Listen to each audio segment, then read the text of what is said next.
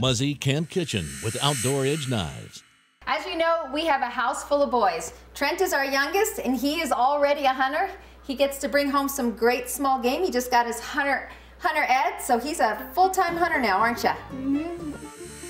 What I'm gonna do today is we're gonna make some yummy chili. What we have is some ground deer meat, and we have almost 3 pounds. You're never gonna get it quite exact, but 3 pounds is what we're gonna use for our chili today. One of the great things about living out here at the ranch is this summer we had the most wonderful family garden. So we have some peppers, last of the season, and some onions that we've actually harvested, and we have it in our greenhouse now, so they're just drying up the ends, but those are nice onions from our garden. So first, we're gonna get out of our Outdoor Edge Butcher Light pack here a nice sharp knife.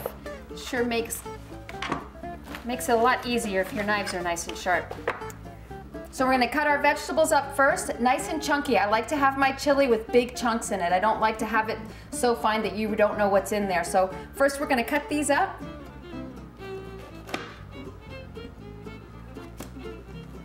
And we're gonna start with our peppers, our garlic, and our onions. I'll tell you what, Trent, do you wanna go get Mommy the pot so we can start putting this in? There you go. Okay.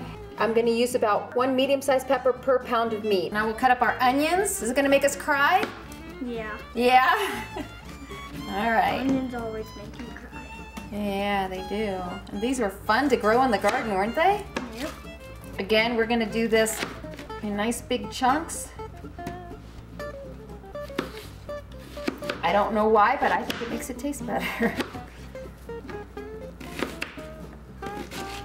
So that's 1 fairly large onion. Come on. Uh-huh.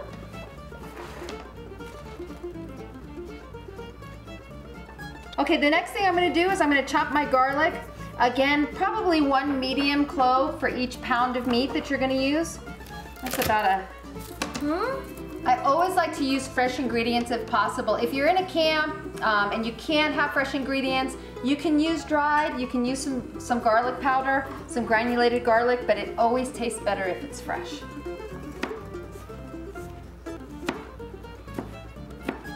Oh, put it in. So now what we're gonna do is we're going to take this over to the stove. We're gonna add a little bit of olive oil to saute it, and then as soon as we get that sauteed a little bit, we're gonna add our meat.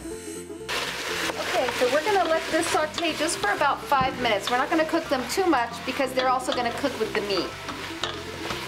If you could just smell that, all those good smells, the garlic and the onions and the red and green peppers. How's that smell, Trent?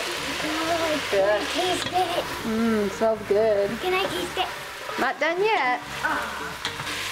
Okay, so we'll add the meat. What you want to do is you just want to continue breaking it up until it's browned with the vegetables.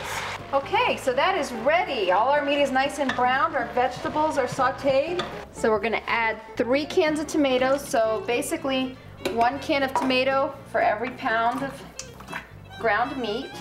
Okay, so now you can use any beer that you prefer.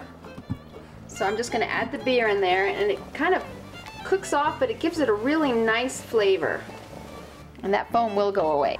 Now we're gonna add our beans. I like to use kidney beans. You can use light red kidney beans. You can add some black beans or whatever you prefer. And again, sometimes people don't even like beans in their chili. So that's totally up to you. It's how many beans you wanna put in there. We're gonna put 4 cans. All right, Trent, can you help me out here? All right, I'll put those beans in. Awesome ones. Perfect, thank you. All right. Now we're gonna put the spices into our chili. It's not chili until you add the chili powder. And all of this is gonna be to taste. So I'm gonna add some, we'll let it cook a little bit. You can always add more.